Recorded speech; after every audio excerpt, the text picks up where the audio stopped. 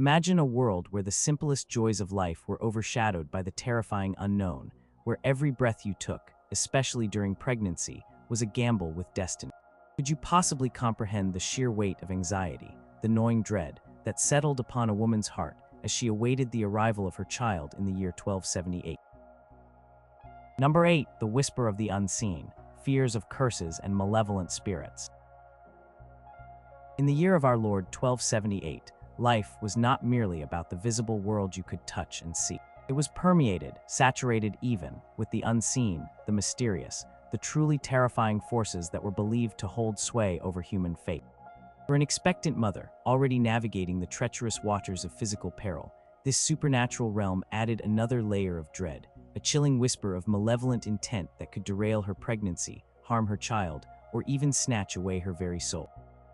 This was an era where the line between natural illness and supernatural affliction was blurred beyond recognition, where a sudden fever in a child or a difficult labor in a mother could be attributed not to a lack of sanitation or medical knowledge, but to a wicked curse, an envious neighbor's evil eye, or the mischievous interference of unseen spirits. Consider for a moment the common understanding of the world then. There were no germ theories, no antibiotics, no understanding of genetics. So when things went wrong, as they so often did, the human mind sought explanations, and those explanations often turned to the divine or the demonic. A woman carrying new life within her was seen as particularly vulnerable, a vessel of new creation that attracted both heavenly blessings and hellish temptations. This belief was deeply ingrained, woven into the very tapestry of daily existence, influencing every decision, every ritual, every prayer. One of the most profound fears centered around the concept of the evil eye. Imagine glancing across the village square, catching the gaze of an old woman known for her reclusiveness, or a beggar with a squint, and feeling a sudden chill. In the medieval mind, such a gaze, if imbued with envy or malice, could cast a blight upon the fertile womb. A miscarriage, a stillbirth, or a child born with a deformity might not be seen as a tragic biological accident, but as the direct result of such a curse. Expectant mothers would often carry small amulets, often made of coral jet or even simple pieces of iron, tucked beneath their garments or sewn into their smocks, hoping to deflect such harmful intentions. They might refuse to allow certain people into their homes, particularly during the later stages of pregnancy, fearing that their ill will could somehow permeate the protective aura around the mother and her unborn babe. Scholars of folklore from the period sometimes documented instances of women refusing to name their pregnancies or even reveal their due dates to anyone outside their immediate, most trusted family, lest a malevolent spirit or envious human could use this knowledge against them. The fear was tangible, a cold knot in the stomach. Then there was the terrifying prospect of witchcraft. Though the full-blown witch hunts of later centuries were still some time away, belief in witches and their dark arts was already prevalent. A woman struggling with a prolonged labor might be suspected of being bewitched, her womb supposedly bound by unseen magical chains. Midwives, who were often the primary caregivers, were sometimes accused of witchcraft themselves if a birth went particularly badly, their knowledge of herbs and natural remedies twisting in the fearful minds of the community into something sinister. An expectant mother, especially one who might have inadvertently offended a neighbor or a powerful figure, lived with the chilling possibility that their misfortune could be blamed on dark magic. What if her child was born weak or developed an unexplained illness? Could it be the result of a curse placed upon her by someone with a grudge? Fear was not just for her own life, but for the very soul and well-being of her innocent child. Priests would be called upon to bless the birthing chamber, to sprinkle holy water, and to recite prayers, attempting to create a sacred barrier against any unseen forces attempting to interfere. Church's immense influence meant that religious ritual was often the primary defense against such perceived supernatural threats.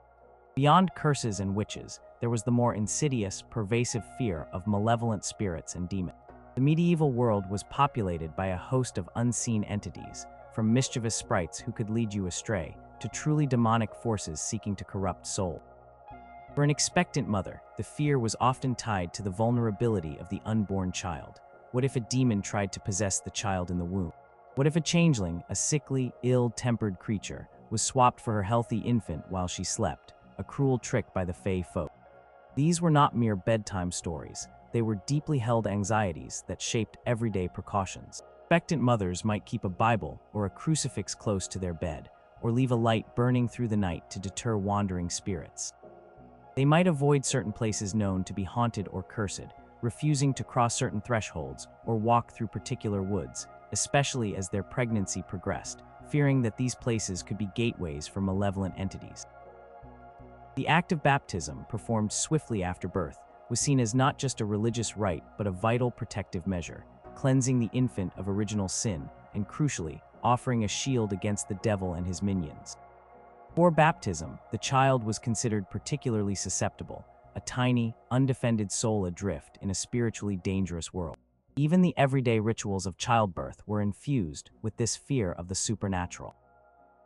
Groaning board, the special meal prepared for a woman in labor and her attendants, was not just about sustenance. It was often believed to be a ritual that strengthened the mother and protected the child from unseen dangers.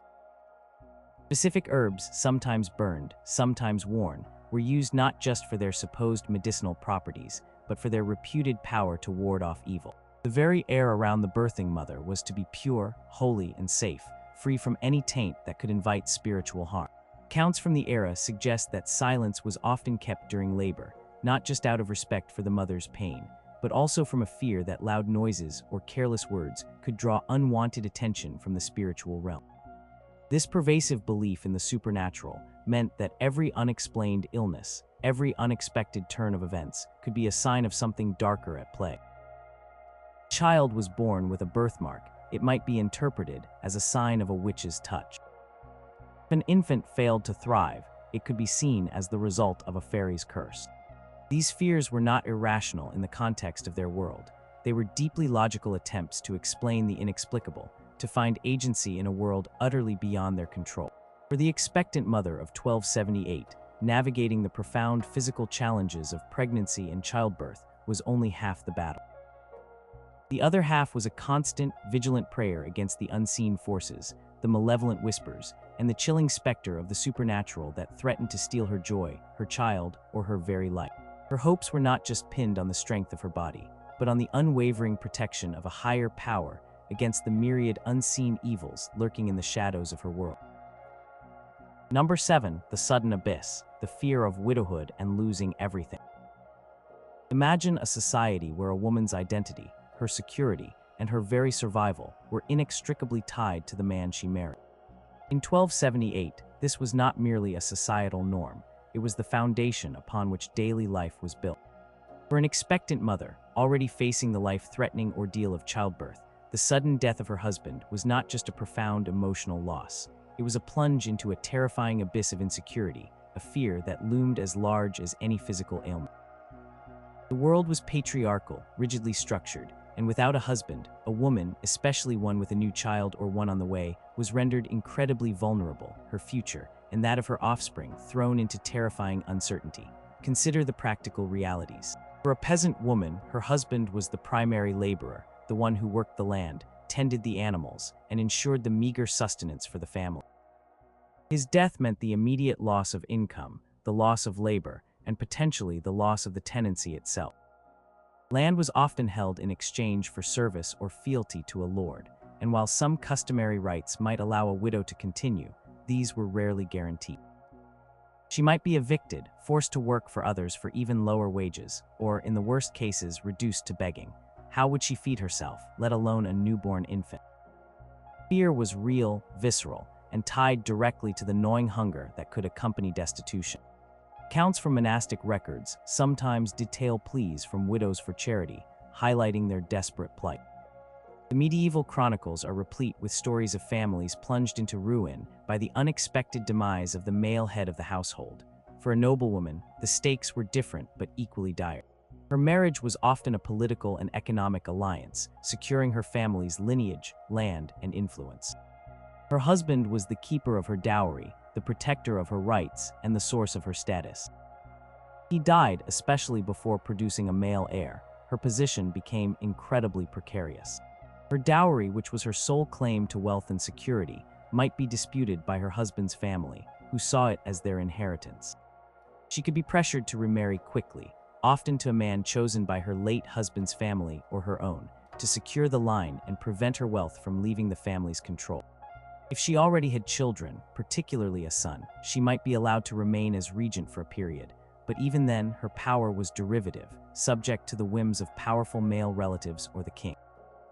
Without a husband, she was seen as a tempting target for opportunistic nobles seeking to acquire her wealth or land through marriage, whether she wished it or not. The concept of an independent woman, especially a wealthy one, was alien and often viewed with suspicion. Legal documents from the period often outline the complex and often disadvantageous position of widows in terms of property rights and guardianship. The legal framework of 1278 offered little protection to a widow beyond the customary dower rights, which typically granted her 1/3 of her husband's land for her lifetime. However, even this was often contingent on her good behavior, her willingness to remarry as instructed, or her ability to defend her rights against aggressive male relatives. Imagine being heavily pregnant or with a newborn and suddenly having to navigate complex legal disputes to defend your meager claims against a powerful, grieving family who viewed you as an outsider and your child as a potential threat to their inheritance. This was a brutal reality. Scholars researching medieval property law often emphasize the fragility of a woman's economic standing without a husband. Fear wasn't just about losing comfort, it was about losing dignity, autonomy, and the ability to provide for herself and her offspring. Furthermore, the social ramifications of widowhood were immense. A single woman, even a wealthy one, was vulnerable to exploitation, slander, and even outright violence. Her reputation could be easily tarnished, and her choices severely limited. For an expectant mother, already bearing the physical and emotional burden of pregnancy, the thought of facing this stark social reality alone, without her husband's protection, was a deeply unsettling one. She would no longer be seen primarily as a wife, but as a widow, a transitional figure, often expected to retreat from social life or to conform to new, stricter codes of conduct. The loss of her husband also meant the loss of his network, his influence, and his protection, leaving her and her vulnerable child exposed to a world that was often unforgiving. Religious beliefs also played a part. While the church praised virtuous widowhood and provided some charitable support, it also emphasized a woman's role within marriage. A widow, while not sinful, was seen as outside the primary societal structure for women. For a woman deeply rooted in her faith, the sudden loss of her husband could trigger spiritual anxieties about her own salvation and that of her unborn child, particularly if she felt she had failed in her spousal duties. The very concept of divine favor was often linked to a stable, religiously sanctioned family unit, and a broken one could stir fears of God's displeasure. So, as the expectant mother of 1278 felt the life within her stir, her heart was not just filled with hopes and dreams for the child, but also with a chilling awareness of her utter dependence on her husband. His health, his continued existence, was paramount not only for her emotional well-being, but for her very survival and the future of her unborn child. She would have prayed fervently not just for a safe delivery, but for her husband's continued health and protection, knowing that without him, her world and the world of her child could descend into a sudden, terrifying abyss.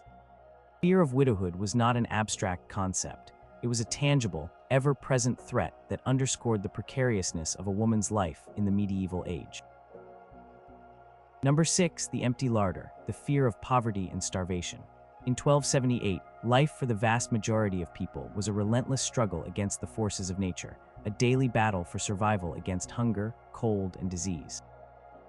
For an expectant mother, this struggle was magnified exponentially, adding a gnawing, constant fear to her already burdened heart, the fear of poverty, and its most terrifying consequence, starvation.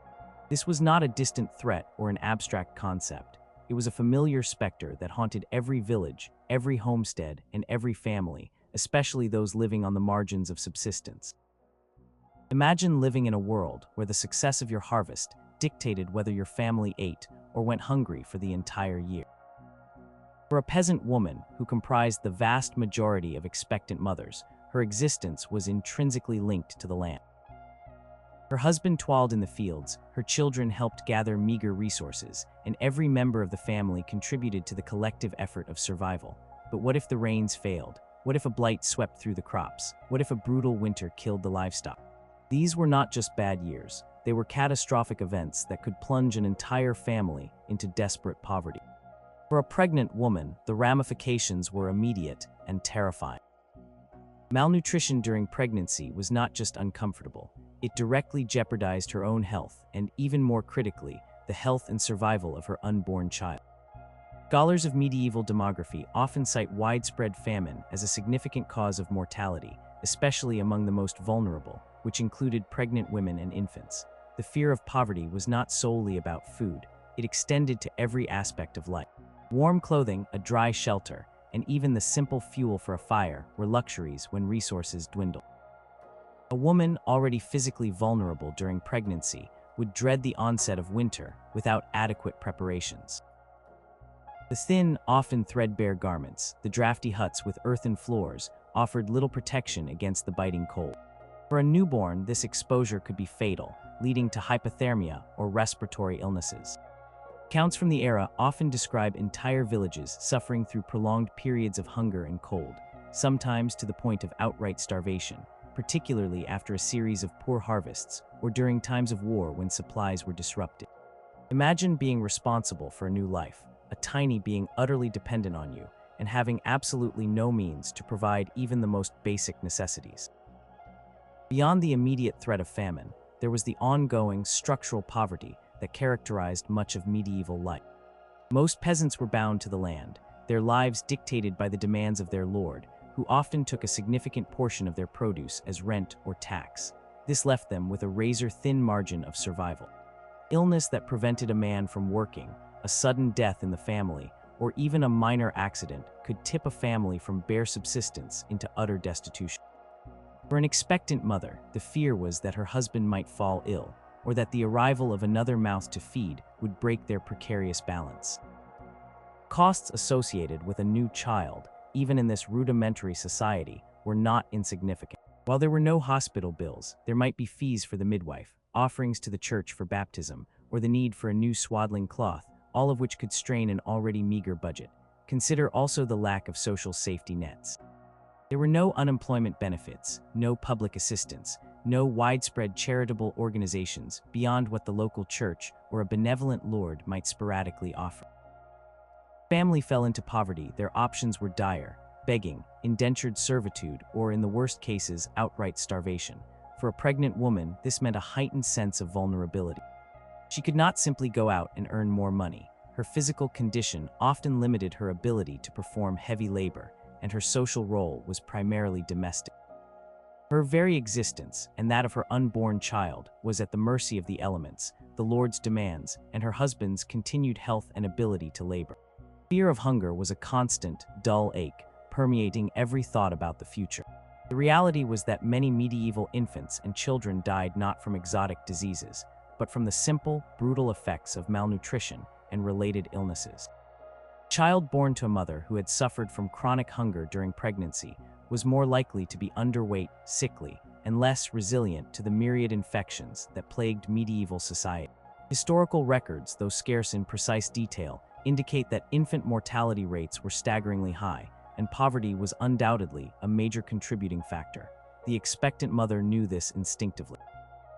She saw it in her village, in the gaunt faces of her neighbors, in the too frequent funerals of tiny coffins. Fear was not just for her own discomfort, but for the very survival of the precious life she carried within her, knowing that a lack of food could doom them both. This fear also influenced decisions about family size, though often these were not conscious, deliberate choices, but outcomes dictated by harsh realities. While large families were often desired for labor and security in old age, the ability to feed and clothe them was always a pressing concern. The thought of bringing another child into a world where even the current family struggled for sustenance was a heavy burden on the expectant mother's mind. She would pray not only for a healthy child but for good harvests, for her husband's strength, and for enough food to fill the mouths at her table. The empty larder was a tangible, ever-present threat, a terrifying possibility that haunted the hopes and dreams of every expectant mother in the year 1278. Number 5. The stain of shame, the fear of barrenness or an imperfect heir. In the year 1278, a woman's worth, her purpose, and her very identity were deeply intertwined with her ability to bear children, particularly male children. For an expectant mother, this societal expectation, heavy as a stone, created a profound and pervasive fear, the fear of barrenness, or if she did conceive, the terrifying possibility of producing an imperfect heir. This was not a fear of physical pain or death, but a fear of social condemnation, personal failure, and the devastating impact on her family's legacy. It was a fear that seeped into her very soul, often more enduring and psychologically tormenting than even the immediate threat of childbirth itself. Consider the immense pressure on women, especially those of noble birth. Marriage was not primarily about love. It was an alliance, a contract designed to produce heirs and secure family lines, land, and power. A noblewoman's paramount duty was to provide a son to continue her husband's lineage. If she failed to conceive, or if she only bore daughters, she risked being repudiated, divorced, or even exiled, regardless of her character or beauty. Her husband might seek an annulment, claiming the marriage was unconsummated or invalid, simply because no heir had arrived. Such a fate was not uncommon, documented in royal and noble genealogies across Europe. Imagine the despair of a woman, having entered into a prestigious marriage, who finds herself unable to fulfill this fundamental expectation. Her life, her status, and her future could be shattered, leaving her with no purpose or place in a society that valued fertility above almost all else. The very real risk of being sent back to her family in disgrace, her dowry a point of contention, was a constant, chilling worry. For women of all social strata, from the peasant to the queen, the inability to conceive was often seen as a sign of divine disfavor, a punishment from God. While there was no understanding of infertility from a biological perspective, any lack of conception was blamed on the woman, rarely the man. She might resort to desperate measures, pilgrimages, prayers, herbal remedies, even superstitions or charms, all in a desperate attempt to conceive and prove her worth. The stigma of barrenness, of a dry womb, was a heavy burden, whispered about in hushed tones, potentially leading to social ostracization. Historical accounts from the era often mention women consulting healers or even resorting to dubious practices, driven by this overwhelming societal pressure. But even if she did conceive, the fear did not end. The next terrifying possibility was the birth of an imperfect heir. What did imperfect mean in 1278? It could mean a child with physical deformities, a child with intellectual disabilities, or even simply a child that was sickly and unlikely to survive to adulthood. Such a child, especially if male, created a profound crisis. For noble families, a physically or mentally impaired heir could jeopardize the family's future, as he might be unable to rule, lead armies, or uphold his family's honor. He might be considered unfit for marriage, thus ending the line.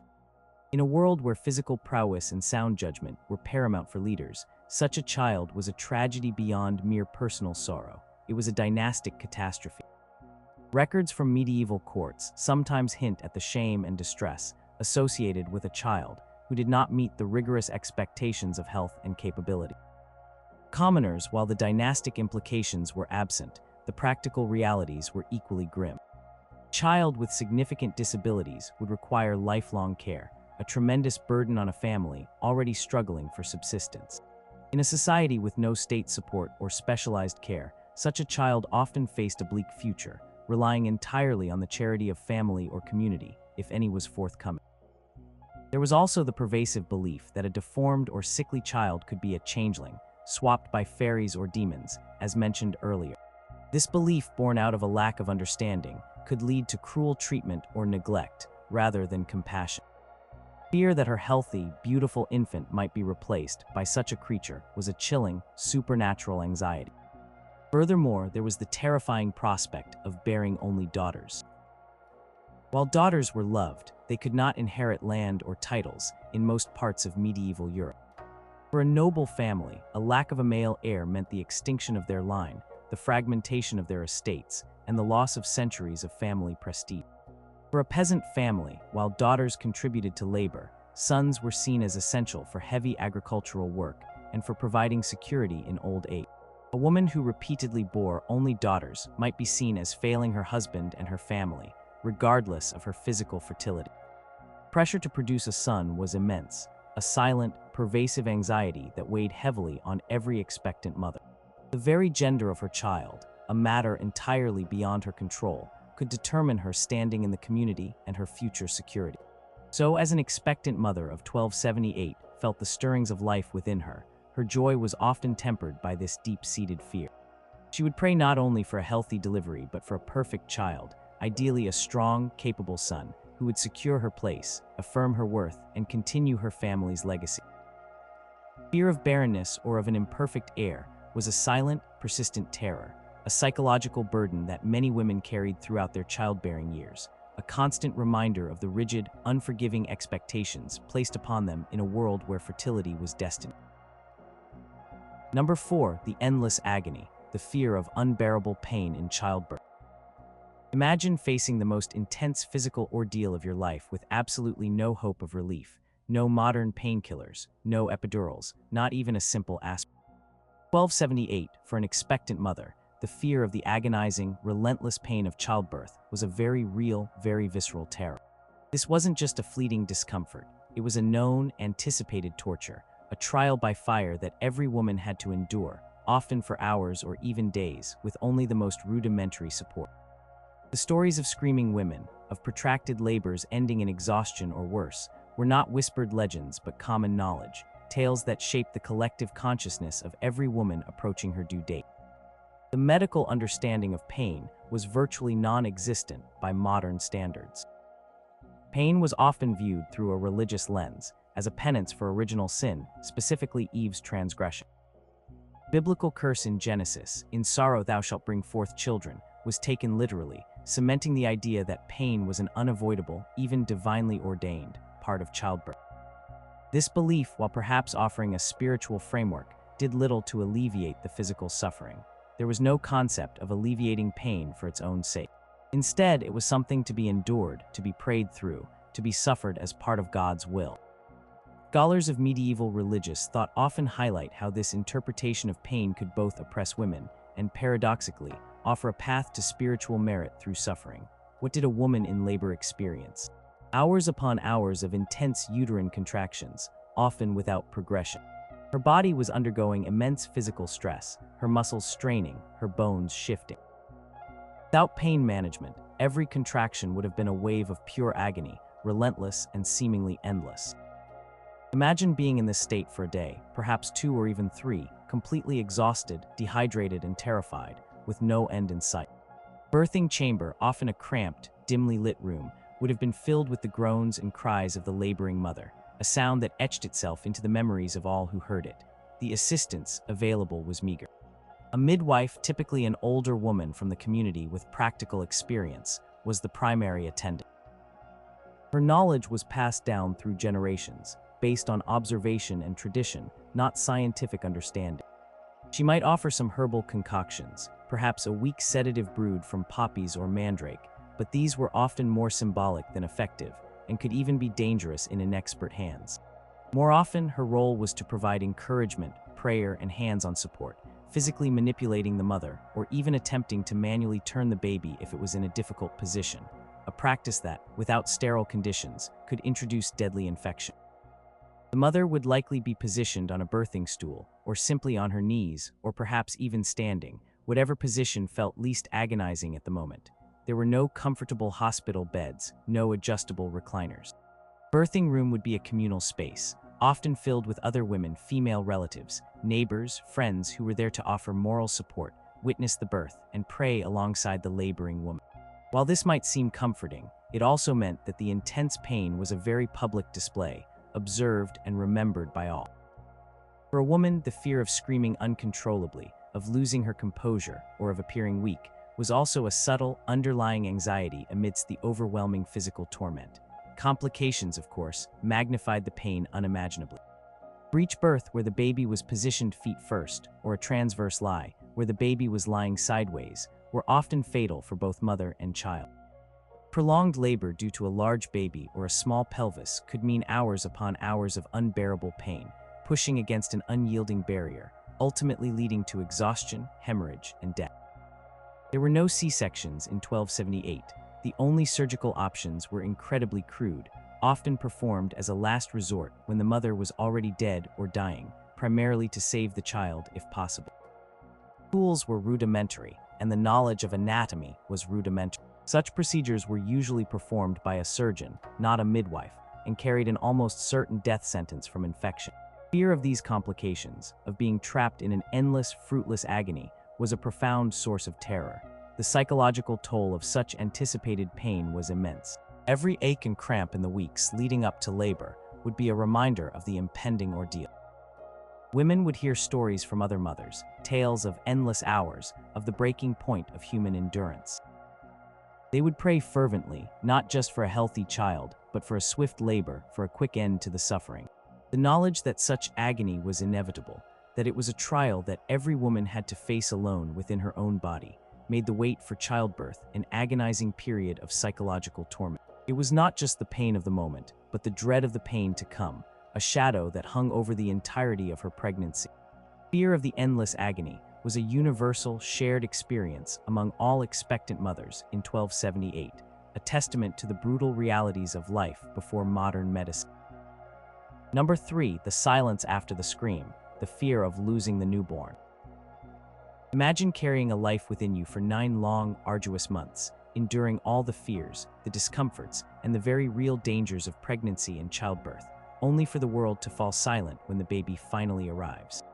1278, for an expectant mother, the fear of losing her newborn, of the tiny life she had nurtured failing to take its first breath or succumbing within the first few days or weeks, was a pervasive, heartbreaking terror. This was not a rare occurrence. Infant mortality rates were astronomically high, making every birth a precarious gamble and every moment of a newborn's life a fragile miracle. Joy of a successful delivery was always tempered by this chilling awareness, a whisper of dread that the silence of the grave could follow the scream of birth. Consider the grim statistics, though they were not known in such precise terms then. It is estimated that in medieval Europe, somewhere between 20% and 50% of all children died before their first birthday. Many of these deaths occurred in the first few weeks of life. This meant that the likelihood of a child dying was almost as high as the likelihood of survival. Every family in every village would have known the heartbreak of losing an infant. Graves of tiny children were common sights in churchyards, a stark, constant reminder of this devastating reality. For an expectant mother, this was not an abstract fact but a lived experience, seen in the grieving faces of her neighbors, heard in the quiet laments, and felt in the communal sorrow. Why were so many infants lost?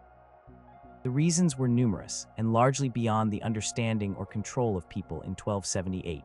Firstly, infection was rampant. There was no concept of germ theory or sterile environments. Birthing chamber, even if it was a family home, would be far from clean. The midwife's hands, the cutting tool for the umbilical cord, the swaddling cloth, the very air, could all harbor deadly bacteria. A newborn's immune system was incredibly fragile, and a simple infection, even one that would be easily treatable today, could quickly become fatal. Sepsis, tetanus, or pneumonia were common, swift killers. Scholars of medieval medicine often described the pitifully small range of interventions available, none of which could combat these microscopic assassins.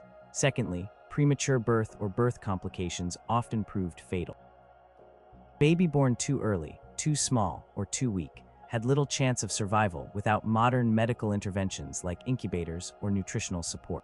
Difficult labor leading to birth trauma could result in injuries to the baby's brain or body, leading to immediate death or a protracted decline. Without precise medical knowledge or the ability to intervene, such outcomes were accepted as fate, but feared nonetheless. Imagine holding your tiny, struggling infant, knowing there was absolutely nothing you could do to save them, watching their labored breaths helpless. Thirdly, nutrition was a major issue. The mother herself was malnourished, as was common among the peasant class. Her breast milk might be insufficient in quantity or quality. If she was unable to breastfeed, perhaps due to illness or death, the options for infant feeding were dire.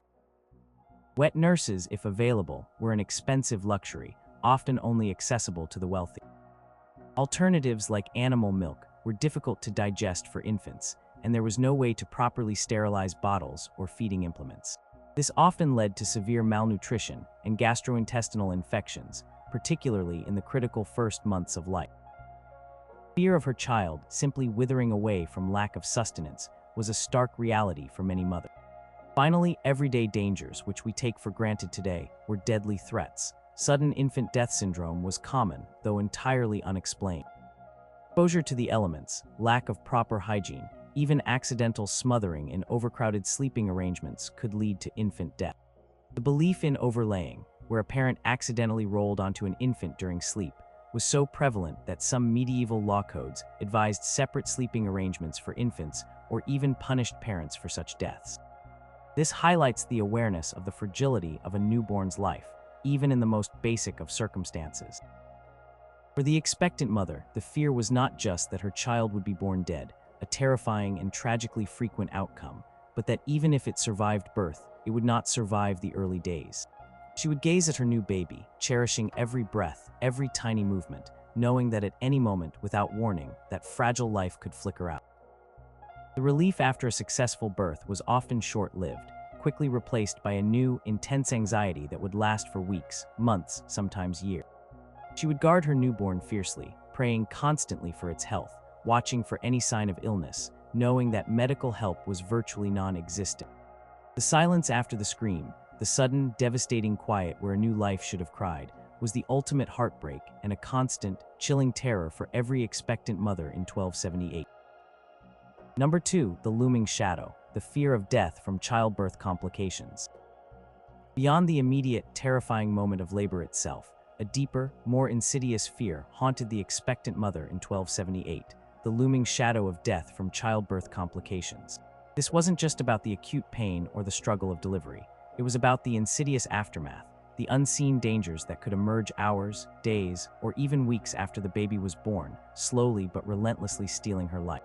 In a world devoid of modern medical understanding, these complications were often mysterious, untreatable, and almost always fatal, transforming the joy of a new arrival into profound tragedy. Fear was that even if she survived the initial ordeal, the very act of bringing life into the world could be her own death sentence, a silent, pervasive dread that clung to her throughout her pregnancy. Consider the primary complications that were virtually untreatable in the medieval era. The most common and terrifying was puerperal fever, often known as childbed fever. This was a bacterial infection of the uterus and surrounding tissues that typically arose after childbirth. No concept of sterile practices, it was incredibly easy for bacteria to enter the mother's body during or after delivery. The midwife, her hands, the instruments, the rags used, the very environment could introduce deadly pathogens. The symptoms, high fever, chills, abdominal pain, foul-smelling discharge, would begin a few days after birth.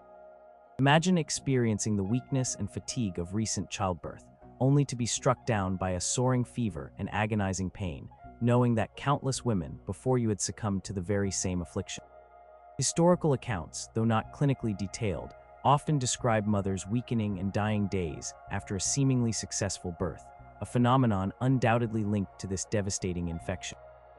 Scholars of medical history highlight puerperal fever as a leading cause of maternal mortality throughout centuries, prior to the advent of antisepsis. Another terrifying complication was hemorrhage, excessive bleeding after childbirth.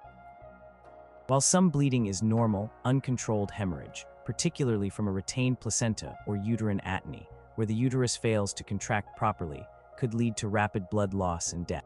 Without blood transfusions, intravenous fluids, or even a basic understanding of blood volume, there was little that could be done to stop it. A woman could simply bleed to death within minutes or hours. The midwife might try to massage the uterus or apply pressure, but often these efforts were insufficient. Imagine the horror of feeling life drain from you, even as the new life you birthed lies beside you. Fear was that even if the baby came out swiftly and safely, her own body might betray her in the aftermath, a betrayal that was swift and brutal.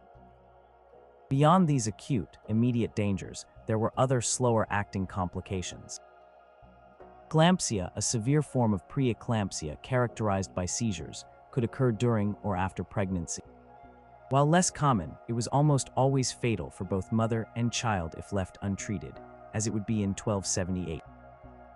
Pulmonary embolisms, blood clots traveling to the lungs, were also a risk, especially for women who were bedridden for extended periods after childbirth or who had underlying clotting issues. These were silent killers, often striking without warning. A sudden shortness of breath, a sharp chest pain, and then swiftly death. The medieval mind had no explanation for these sudden, inexplicable collapses, often attributing them to God's will or supernatural forces. The lack of medical knowledge meant that women had no idea what was happening to their bodies when these complications arose. Couldn't articulate symptoms that a modern doctor would recognize, and even if they could, there was no doctor to truly help. The midwife might offer comfort, prayer, or a few herbal remedies, but these were utterly useless against systemic infection, massive blood loss, or internal clotting. Fear was therefore compounded by a terrifying sense of helplessness, a knowledge that her fate was entirely out of her hands, at the mercy of internal processes she could not comprehend and external forces she could not control. For the expectant mother, the entire period following childbirth, the lying-in period, was fraught with this hidden peril. She would be exhausted, vulnerable, and often confined to her bed for days or weeks. Every ache, every discomfort, every feverish chill would send a shiver of dread through her. Was this normal postpartum recovery, or was it the beginning of the end? The celebrations surrounding a successful birth would be tinged with this anxiety, a quiet hope that the mother would continue to thrive, not just the child. Fear was that her own body, which had just performed the ultimate miracle of creation, could turn against her, leading her to the grave, leaving her newborn child motherless in a harsh and unforgiving world.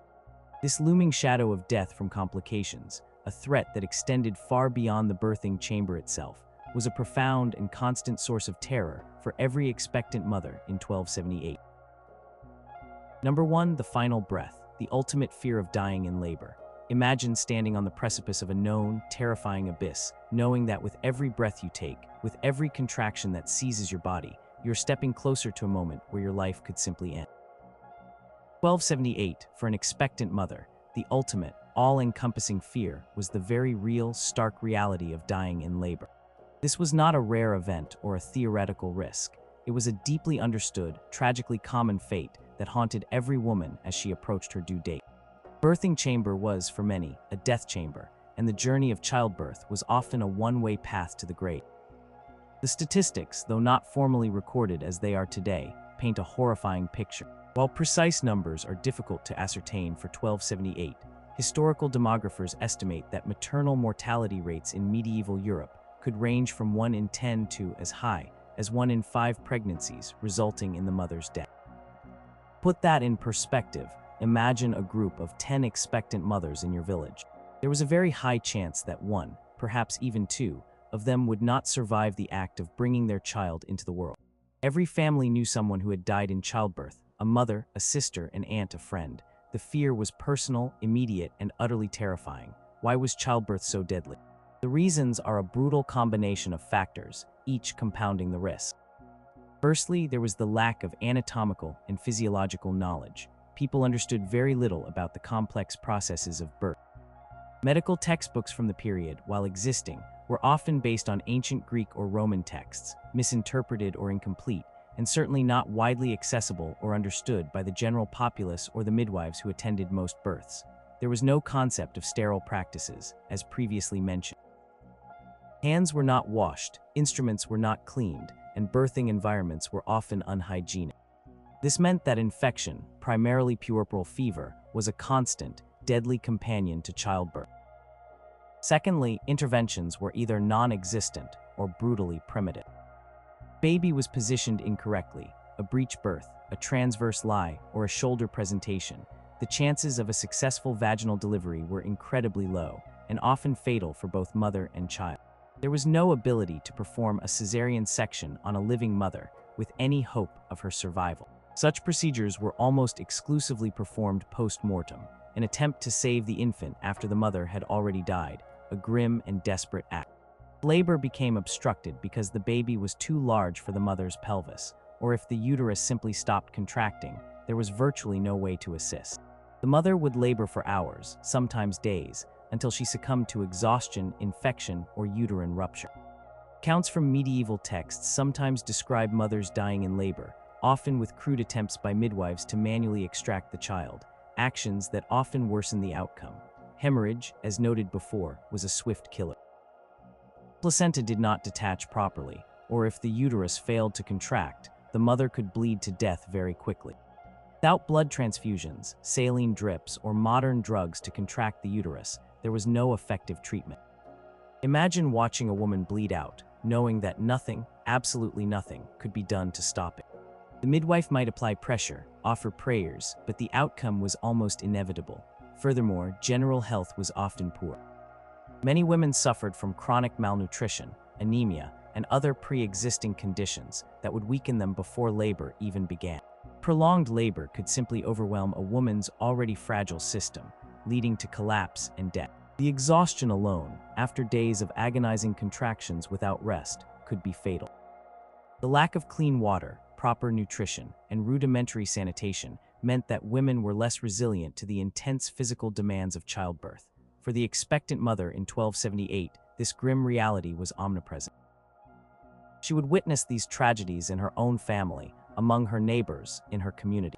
She would know that every time a woman became pregnant, there was a very real chance she would not return from the birthing chamber alive. This knowledge would cast a long, terrifying shadow over her entire pregnancy. Every ache, every pain, every night without sleep would be a stark reminder of the ultimate trial that awaited her. She would make preparations, perhaps even writing her will or settling her affairs, knowing that she might not live to see her child's first breath. Prayers would be fervent, desperate, not just for a healthy baby, but for her own survival, for the strength to endure, and for a merciful, swift delivery that would allow her to live and raise the life she carried within her. Fear of dying in labor was the pinnacle of all fears for the expectant mother of 1278. It was the ultimate sacrifice, the final breath she might take, given in the agonizing, brutal act of bringing new life into a world that, for all its beauty, was mercilessly unforgiving. This primal terror underscored every moment of her pregnancy, making the act of childbirth not just a rite of passage, but a desperate, life-or-death gamble with destiny itself.